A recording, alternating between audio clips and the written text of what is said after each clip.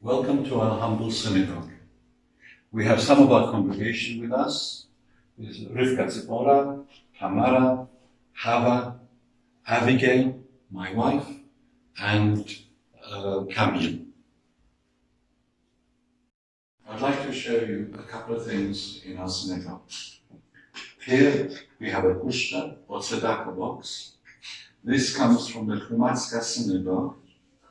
And to us it's very important because it's as a mess camp, and it was collecting money for orphan children during the First World War.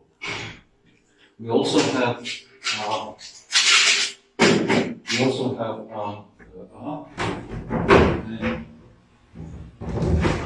in our ark we have 3 scrolls.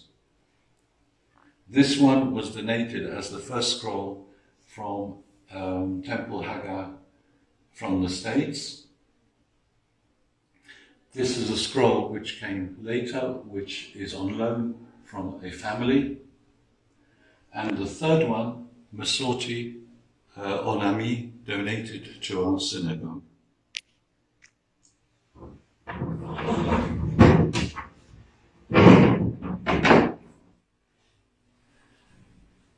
If you look at the synagogue, we have one of our members who has done a mural,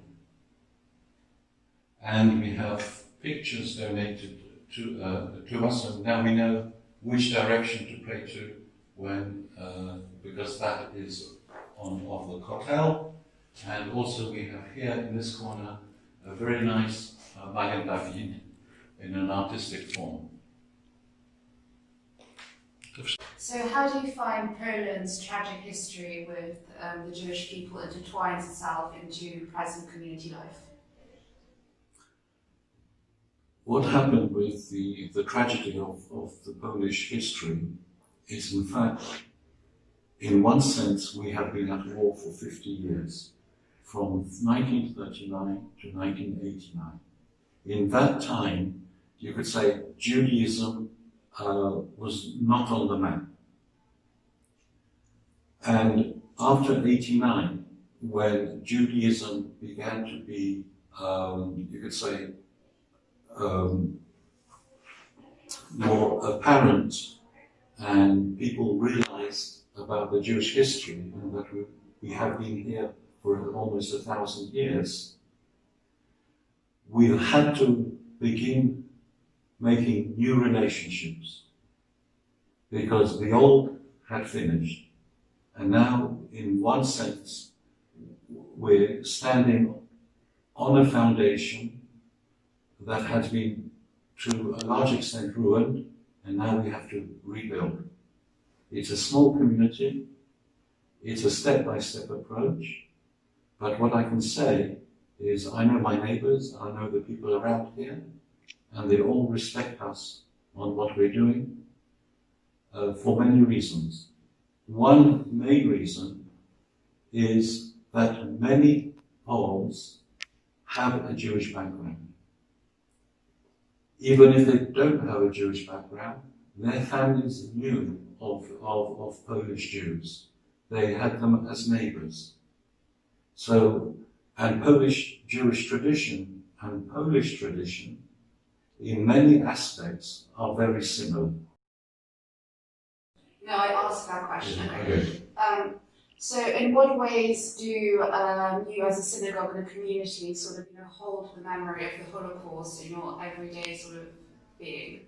As we know, the tragedy was that 3 or 4 generations were murdered in a couple of years, over a couple of years. These people have no one to remember them by. They don't have grandchildren to remember their grandparents. Our tradition in our synagogue is during our services when we have Kiddush Yatom, everyone stands up and everyone recites the Kaddish. The reason why is because there are so many yahrzeits every week, at least 10,000 yahrzeits a week. And we are here to remember them so that the past is not forgotten, because they were great people and the past cannot be forgotten.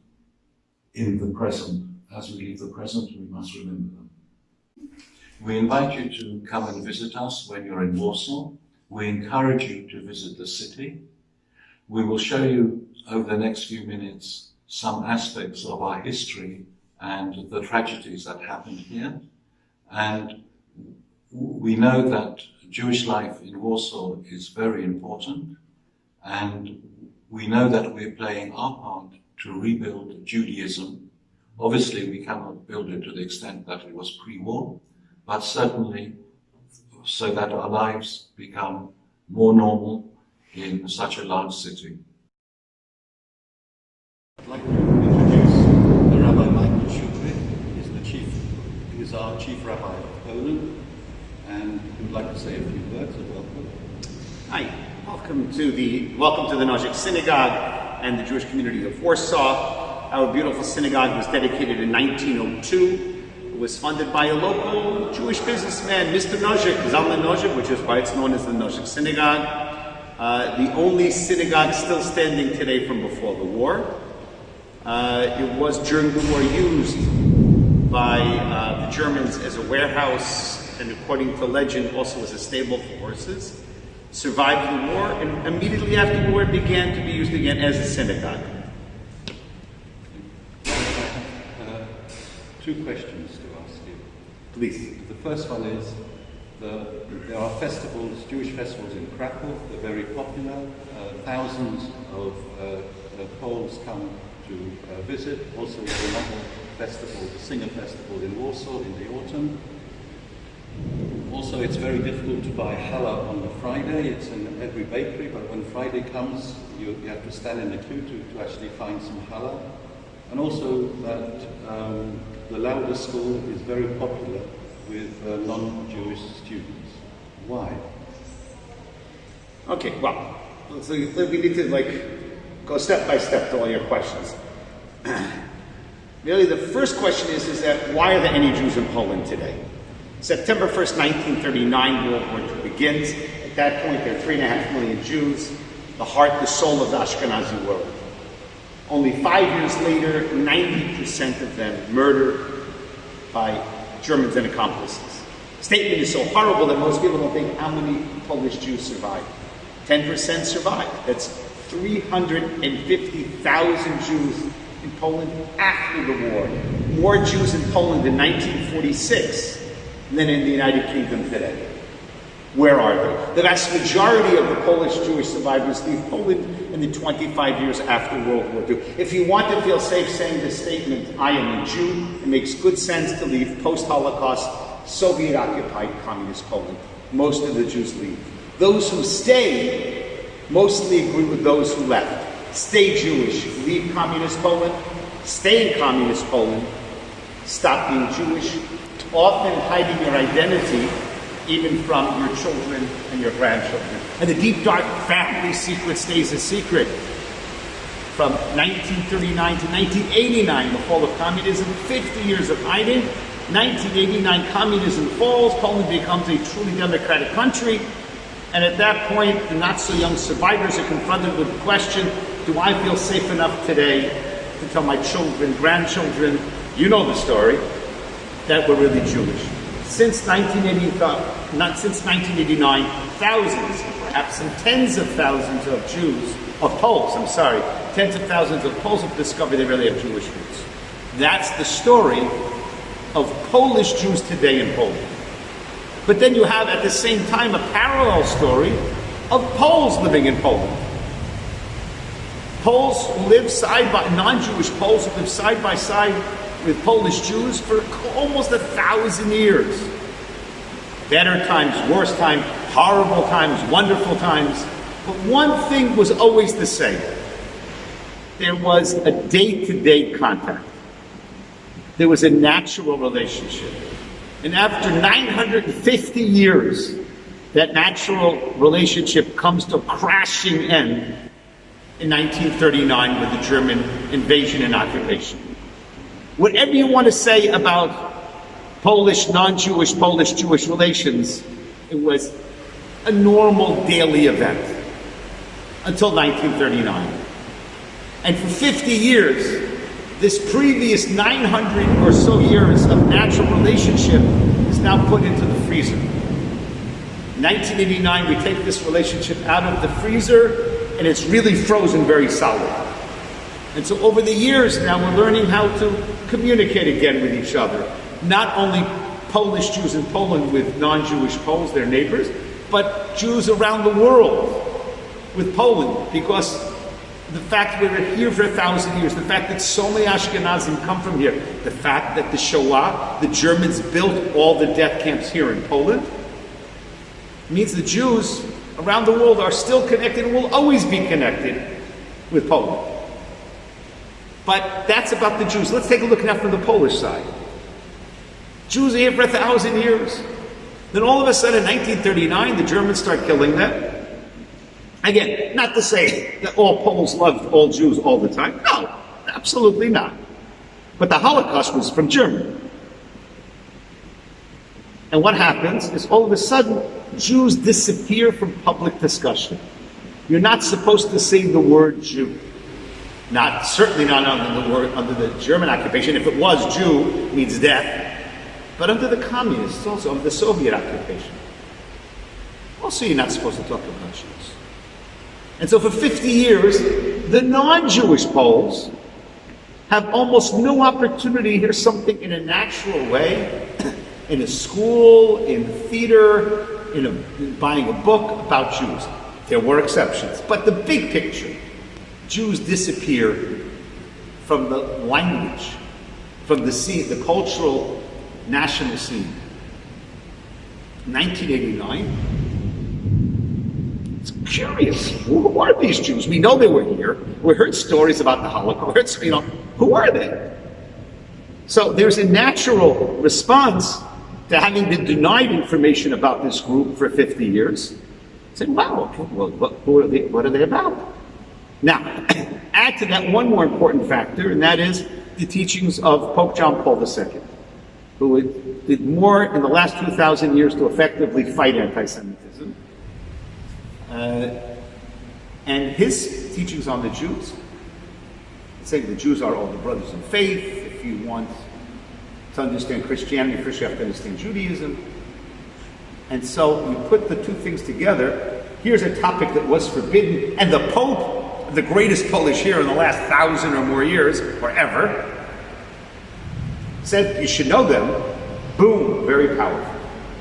And so it's absolutely rational that there should be Jewish festivals here, because that was part of the cultural scene before 1939. And Poles today, many, not all, many are anxious to go back to what was before. And so they are called big festival in Krakow, and in Warsaw, and in Białystok, and in Łódź, and in small places also all over the country. More Jewish festivals than I believe in any other country in the world. But that's because Jews were such part and parcel of society, of the landscape, and it was forbidden for 50 years. Why is challah so popular? Because, that's what you ate on Friday.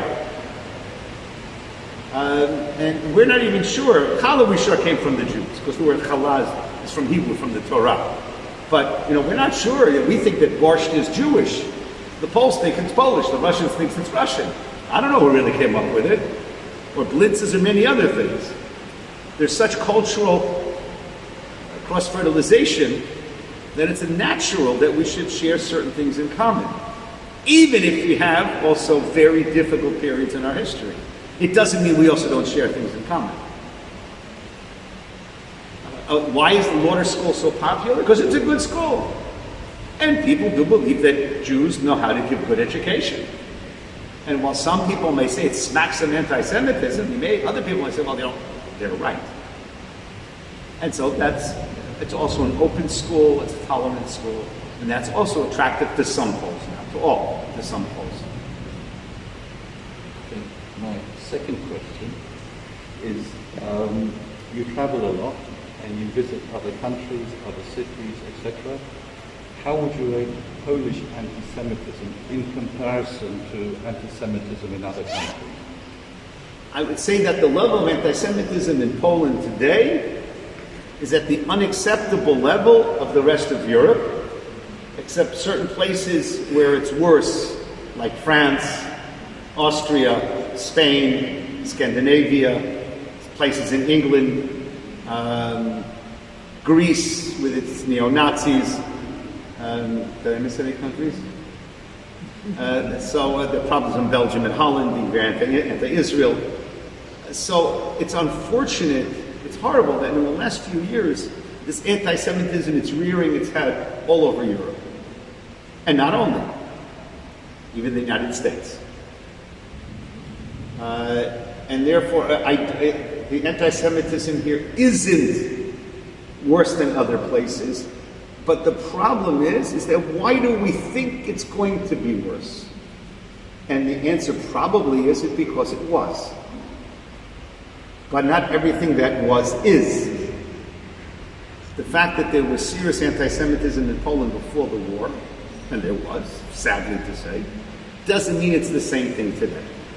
And it goes back again to the teachings of John Paul II, who's the greatest Polish hero.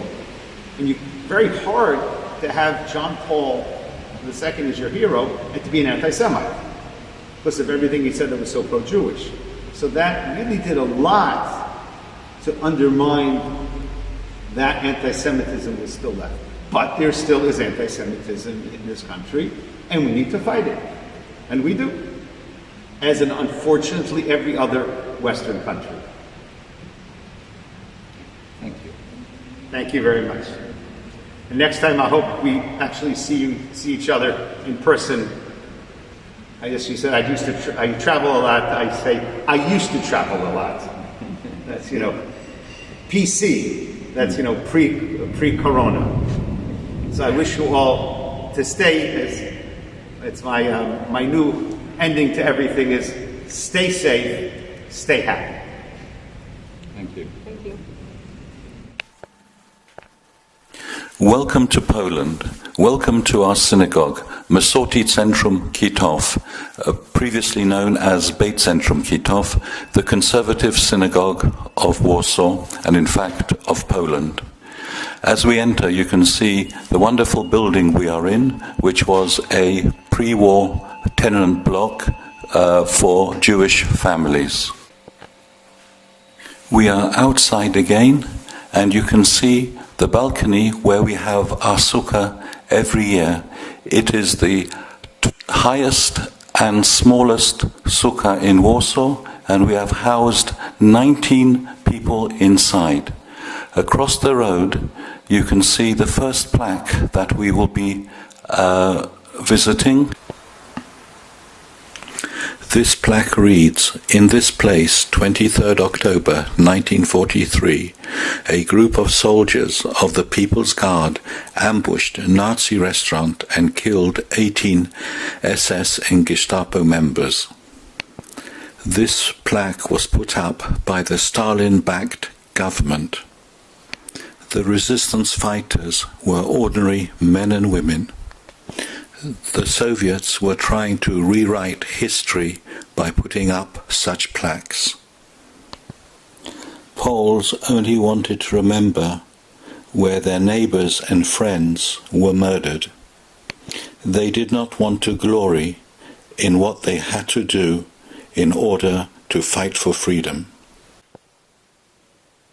The original of this plaque was placed here in August 1946. It is at the corner of Marszałkowska and Aleje Jerozolimskie, the main central crossroads in Warsaw. It is of a quite different style that we saw a few moments ago. Communism, under Stalin's influence, was established in Poland by 1948. There was an effective 3-year civil war. At the end of 1948, the original of this plaque was destroyed. The reason was that the Soviets wanted to erase the 63-day delay in crossing the Wisła River. They wanted to erase from history their contribution in the slaughter of 200,000 Warsaw citizens. After the death of Stalin, life in Warsaw started to be more normal again. The citizens wanted to mark the places where the slaughter took place. Over 200 plaques such as these were produced. Place sanctified by the blood of Poles who died for the freedom of their motherland. Here, on 28 January 1944, Nazis shot 120 Poles. The term Nazi is used because in the 50s there was a close relationship between the government of East Germany and the government of Poland. No other city in Europe suffered like Warsaw. There were two uprisings. First, the ghetto uprising on the first day of Pesach, Tuesday, 19th April 1943, which lasted for 28 days until 16th May. Then, just over a year later, on Tuesday, 1st of August 1944, to Monday, the 2nd of October 1944, the first day of Sukkot, or 63 days, the Warsaw Uprising. In the 4 years of killing, more than 700,000 Warsaw citizens were murdered. That is about 500 a day.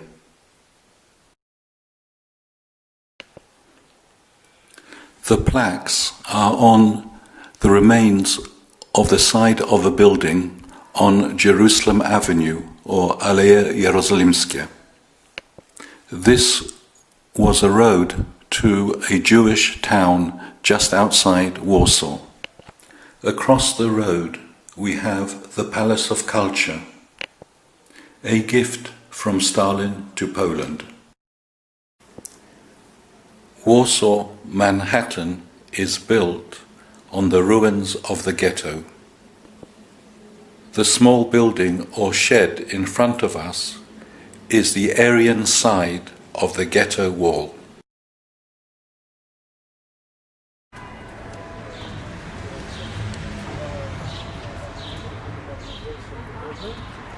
We are now on the other side of where we took some shots, and we have a part of the ghetto wall which is the back of a building.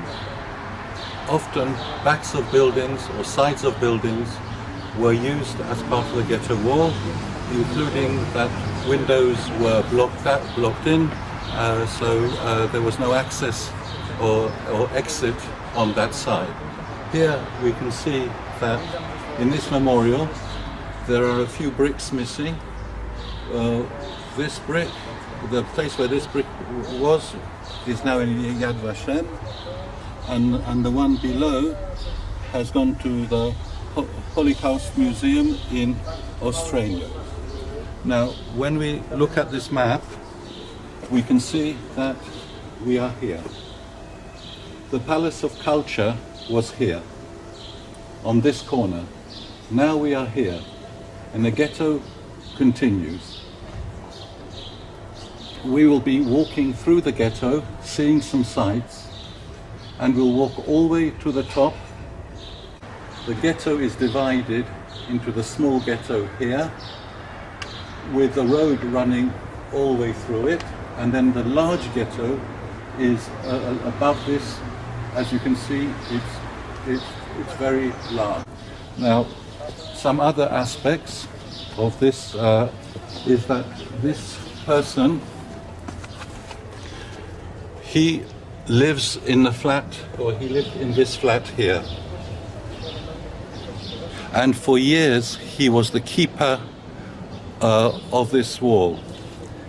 He did this charitably. Whenever groups came, And this was for decades. He told them the history of this place, and not only just the history, he kept it in a pristine condition, and therefore we have a memorial to him. I met him several times, and his knowledge was extraordinary. He was not Jewish, but he felt he had a mission in life to explain what had happened, the tragedies that had happened.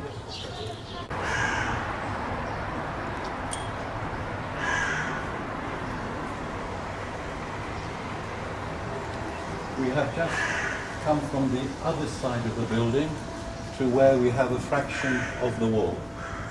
And the stone here was taken to the Holocaust Museum in Washington. This was like a typical wall. It was a bit higher because it should be a bit higher. There are some parts missing because it was between two buildings. And Henrik Goldschmidt, a doctor, loved children, wrote books under the pseudonym of Janusz Korczak, and everyone knows him as Janusz Korczak. Born in a Jewish family for several generations on both sides, decided that his aim in life, his devotion in life, will be to children, because he felt that children were not brought up in the manner that they should be brought up, and in his day and age, as situations were changing, children needed to change and to adapt to the new life. He ran an orphanage in the ghetto, and he was warned several times, get out of the ghetto, get out of the ghetto. Because as an intellectual, the Polish underground army needed intellectuals to rebuild Poland after the war. So quite often, people like Janusz Korczak were actually sought to be saved by the Polish underground. He refused every time. Even a German officer who knew about his work warned him and told him to get out, and he didn't. He wanted to stay with his children. 2 weeks after Tisha B'Av, 2 weeks after the transport started to go to Treblinka, the Germans came to his orphanage and marched out 192 children to Treblinka. He dressed the children, they put on their best clothes, and they marched. He told them they're going to a new place, a new orphanage, where there will be mushrooms and trees and flowers and birds singing. We are now at Nożyk Synagogue.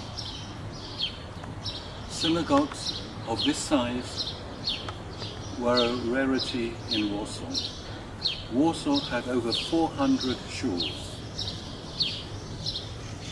Then, at the beginning of the 19th century, progressive Judaism came to Poland. They started to build large synagogues, and the third one, the largest, which was the largest in the world at the time, was built in 1878. The Orthodox community, some decided that they needed also a large synagogue to be a representative for their congregations. In the 1980s, an office block was added to the side of the synagogue for all the administrative purposes of the gmina here in Warsaw. Below it, we can see the only kosher shop in Warsaw, and this is at the side of the building of the synagogue. This is the plaque to the great synagogue in Warsaw. This is the third progressive synagogue to be built. The first two were known as the German synagogues because the rabbis and most of the congregation were actually German speaking. They spoke German in those synagogues. The sermon was in German. And now, with the great synagogue, this was the symbol of Judaism in Poland. On Kwarta, the Nozic synagogue, in a sense, was built because this synagogue represented progressive Judaism, and they wished to have a synagogue to represent Orthodox Judaism. The importance of this building, that it now no longer exists, is because during the war, on the 16th of May, the last, when the ghetto was destroyed, Jürgen Stroop, who was a German commander, said the following words: "What a marvelous sight it was, a fantastic piece of theatre. My staff and I stood at a distance. I held the electrical device, which would detonate all the charges simultaneously. Yeshua called for silence. I glanced over at my brave officers and men, tired and dirty, silhouetted against the glow of the burning buildings. After a prolonged suspense for a moment, I then shouted, 'Heil Hitler,' and pressed the button. With a thunderous, deafening bang and a rainbow burst of colors, the fiery explosion soared towards the clouds. An unforgettable tribute to our triumph over the Jews. The Warsaw Ghetto was no more. The will of Adolf Hitler and Heinrich Himmler had been done." Jürgen Stroop symbolically was saying that Judaism in Poland was dead. The very reason why we are in Poland today is to tell him and tell all the others that no, Judaism is alive. In a country where 15% of the population recognize themselves as Jewish, this can never happen. There is such a long history. There are so many graves. There are so many yard sites to be said. We cannot leave the past. We need to live the future with the past.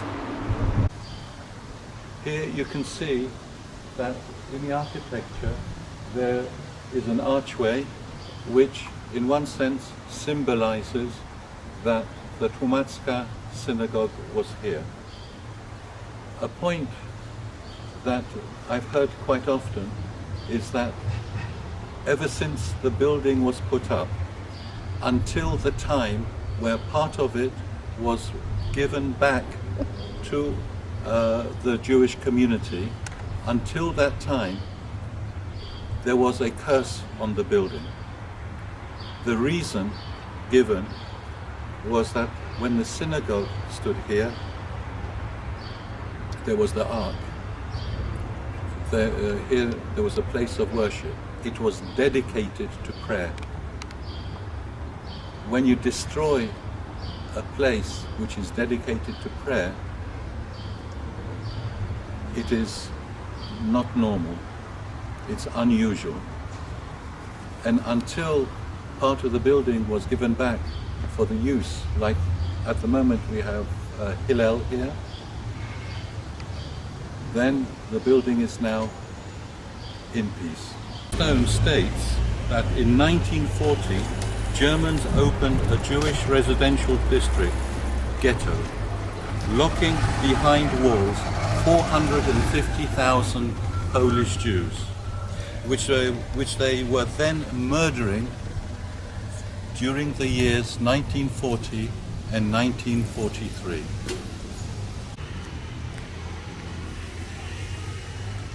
The man seated is Jan Skarski. He was an emissary of the Polish underground government.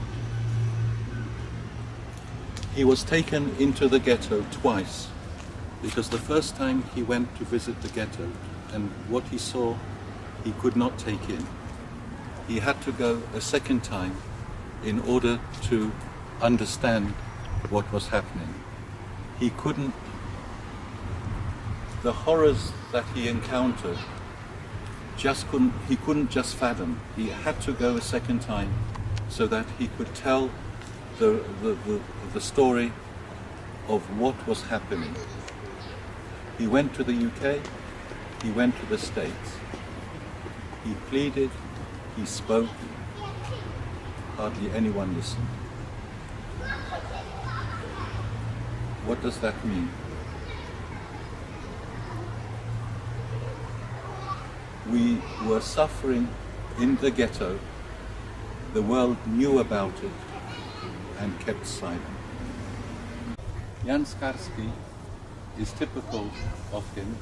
He was a thinker and a man that when he said his words, they were precise and he knew what he was saying. He spoke with Roosevelt. Roosevelt greeted him, but nothing happened.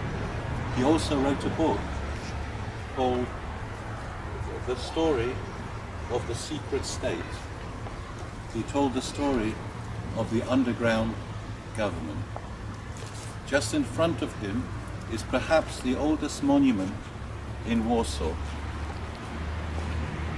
It was put here less than a year after the war had finished.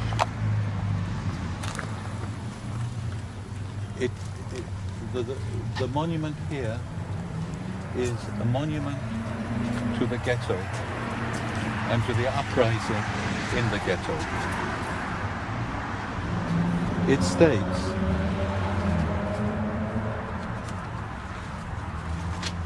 in very sort of humble, short words, for those who fell in an unprecedented and heroic struggle for the dignity and freedom of the Jewish people, for a free Poland and for the liberation of mankind, Polish Jews.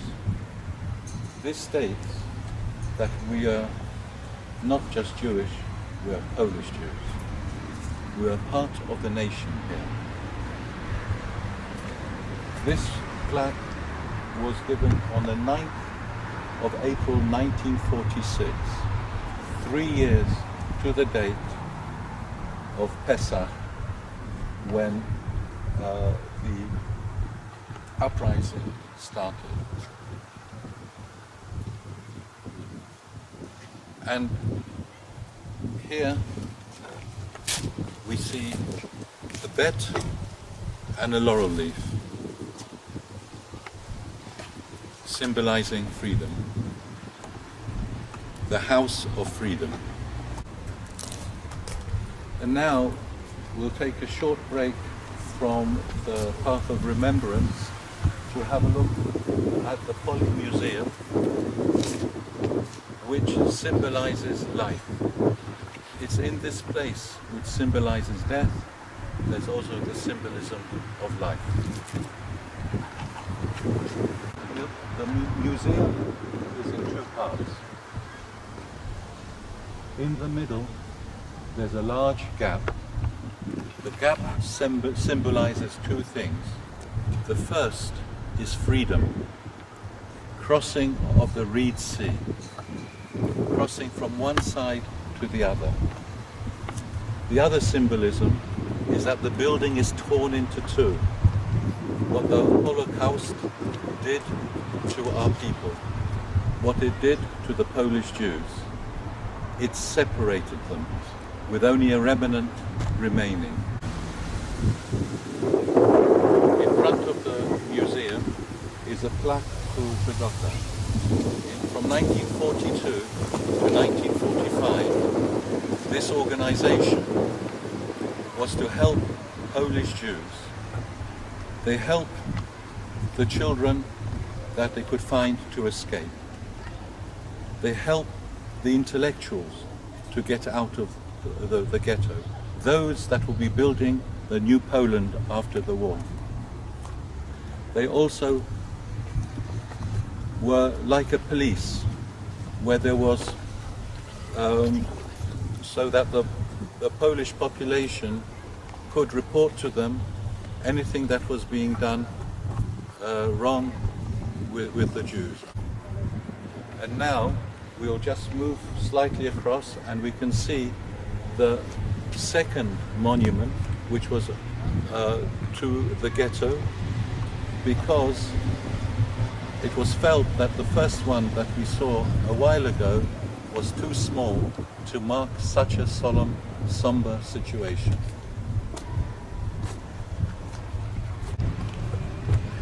This is the monument to the heroes, which was put up 5 years after the ghetto was destroyed. It was 2 years after the earlier stone that we saw. In the middle we have Mordechai and Alevich. You say the commander of the ghetto. And there are symbolisms of a lady, a mother with a child, older people, those that are fighting. And what were they fighting for? The inscription reads in Polish, Hebrew and Yiddish. The Jewish nation in honor of its fighters and martyrs. Pesach, 1943. The Germans entered the ghetto. The Polish Jews in the ghetto were celebrating Passover, were celebrating Pesach, which means Pesach is for freedom. They went out to fight, not for freedom, because they knew what their end was, but they went to fight to determine their own future, not to leave their future to the Germans. They fought for 28 days. They fought the German army for 28 days. Something very heroic. Other ghettos, like in Częstochowa, Białystok, Częstochowa lasted 6 days, Białystok 2 days, and all the other ghetto uprisings, they were all squashed in 1 day. The reverse side, or the eastern side of the memorial, has a frieze which symbolizes or is similar in style to what is on the Arch of Titus, showing how the German soldiers are marching people, including, there's a Torah scroll, out of the ghetto. The person who sculptured this monument, Nathan Rapoport, explained, the wall of the monument was designed to evoke not just the ghetto walls, but also the western wall, the Kotel, in Jerusalem.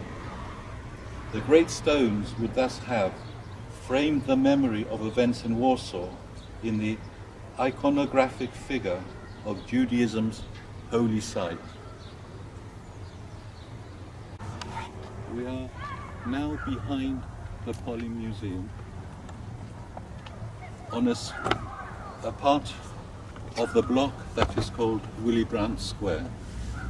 It commemorates when Willy Brandt came to Poland to sign the pact that the borders are agreed and there is a new relationship with Poland. He came to the Monument of Remembrance and he brought with him a wreath. He stood there with his head bowed. Then he did something that no other politician has done in the past. He knelt down for about 20-30 seconds with his head bowed and said nothing. When asked afterwards what was going through his mind, he said the following: I have been often asked what the gesture was all about. Was it planned? No, it wasn't. As I stood at the edge of Germany's historical abyss, feeling the burden of millions of murderers, I did what people do when words fail. I knelt in humble silence.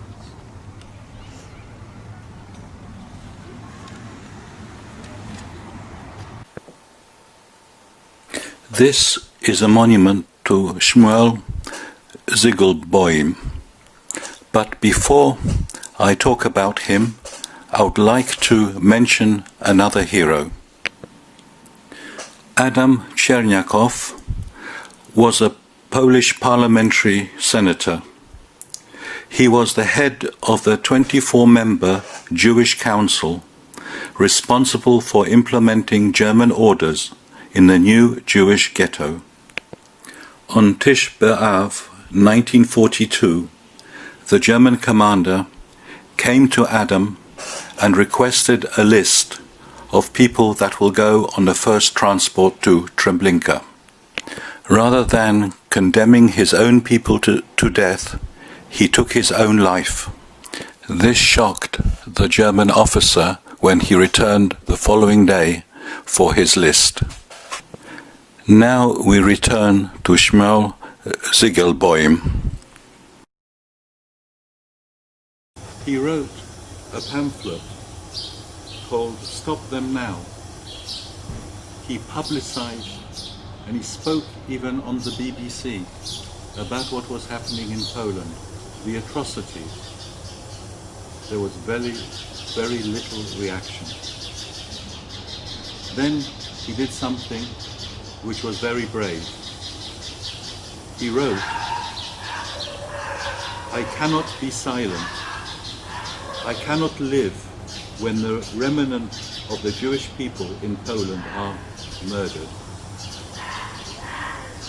The quote in detail, I cannot continue to live and to be silent while the remnants of Polish Jewry, whose representative I am, are being murdered. My comrades in the Warsaw ghetto fell with arms in their hands in the last heroic battle. I was not permitted to fall like them, together with them, but I belong with them to their mass grave. By my death, I wish to give expression to my most profound protest against the inaction in which the world watches and permits the destruction of the Jewish people. He added in his letter to the Polish government these words: I must mention here that the Polish population gives all possible help and sympathy to the Jews. Later, in the letter, he added, "The Polish and Jewish population keep in constant touch, exchanging newspapers, views and instructions. The walls of the ghetto have not really separated the Jewish population from the Poles. The Polish and the Jewish masses continue to fight together for common aim, just as they have fought for so many years in the past." And to the Prime Minister and President in exile, he added, "While the Nazis were responsible for the murder of the Polish Jews, the whole world of humanity was also indirectly responsible." He accused the Western allies of looking on passively upon the murder of defenseless millions of tortured children, women and men, and the Polish government of not doing enough. Here we have the bunker of 18 Miła Street, which is in front of us. This stone was put up later, and it gives the names of the people that they knew that died here. There were over 100 that died on the last day of the ghetto. The leader of the ghetto, Mordechai Anulewicz, died a few days earlier. With his staff, they did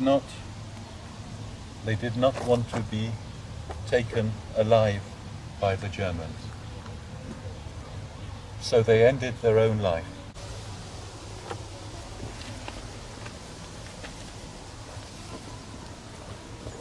I am now standing on the bunker. The inscription in Polish, Hebrew and Yiddish reads as follows. On May the 8th, 1943, in this place, Mordechai Anulewicz, the commander of the Warsaw Ghetto Uprising, died as a soldier, together with the staff of the Jewish Combat Organization and several dozen fighters of the Jewish resistance, fighting against the German invaders. The bunker had 6 exits or entries. Only one, which allowed a few to escape, was not discovered by the Germans. They were locked in, similar to what happened at Masada. These Polish Jews did not want the hands of their oppressors to find them alive. The symbolism of what happened here is long remembered. Giving one's life to save others is a majestic feat.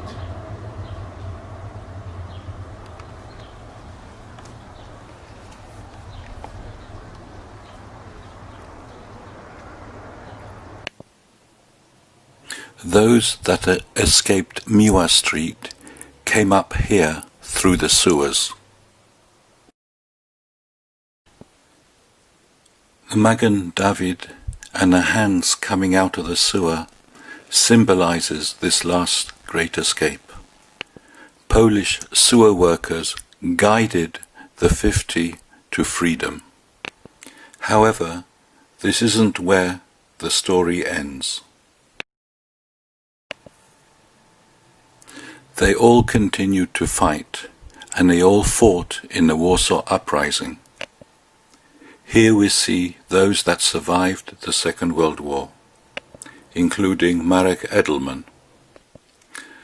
The next plaque shows all that had survived but perished in subsequent conflicts like the Warsaw Uprising. And in the next are those that remained in the canals. Umschlagplatz, the place of deportation to Treblinka. The black line symbolizes the talit worn by the Polish Jews that were taken. This memorial represents a freight car. It was the terminal for Warsaw for bringing in freight into the city. Polish Jews were marched from their homes to this place on the edge of the ghetto. They were held here until they were loaded onto freight cars and sent directly to Treblinka, where they were murdered within 24 hours. On the walls are shown 400 popular first names. These are the names that grandparents and parents gave to their children and grandchildren. Janusz Korczak and his 192 children came through here on their last journey. In the film, the pianist Spielmann was taken from this spot and rescued. On the wall on the right is a plaque. It has a verse taken from the Tanakh, Job 16 verse 18. O earth, do not conceal my blood. Let there not be a place for my screams. The bricks here show the ghetto wall, and they show the entrance into Umschlagplatz. Behind the wall, the journey started for the last day of their lives. In the Warsaw wall is a statue of a boy who's 13 years old, whose name is believed to be Ante. He was the youngest fighter for the freedom during the Warsaw Uprising. He fell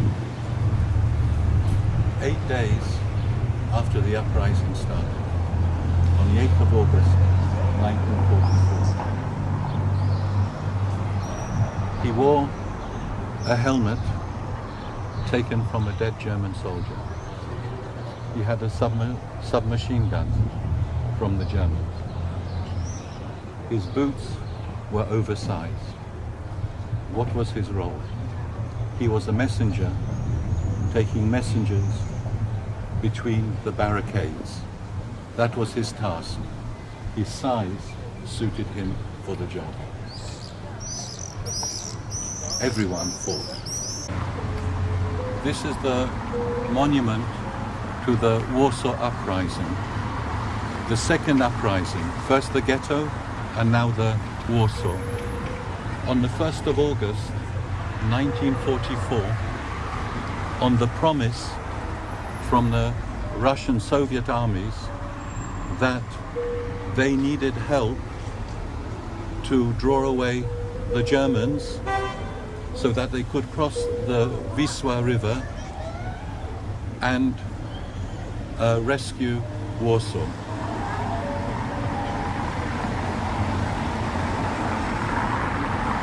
The Poles rose. Amongst them were Polish Jews. Those that had survived the ghetto now fought for the freedom of Warsaw and for the Polish nation. But what happened? When the uprising started, the Russian armies stopped and waited for 63 days until the Germans had murdered over 200,000 citizens of Warsaw. Together with the ghetto uprising and all the atrocities that were happening in Warsaw, over 700,000 Poles, whether Jews or non-Jews, were murdered by the Germans during the war. Very few Warsawians survived. Some estimate that 6% of the whole city.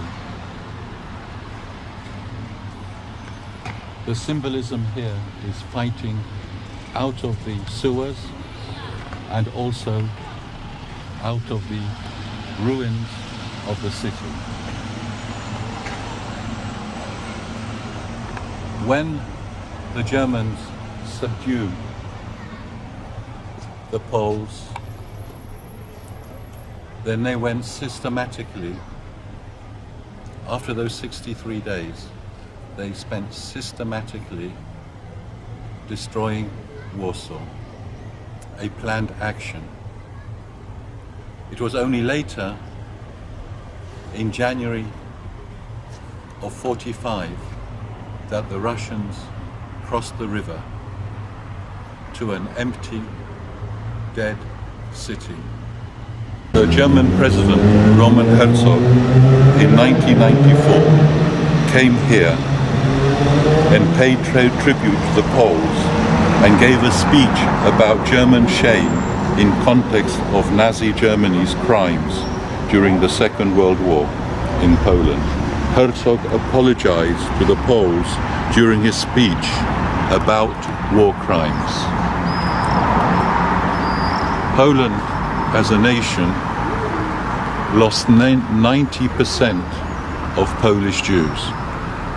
It also lost 10% of the rest of the population. Together, 20% of Poles, whether Jewish or non-Jewish, perished during the war. Over 700,000 of them were the citizens of Warsaw.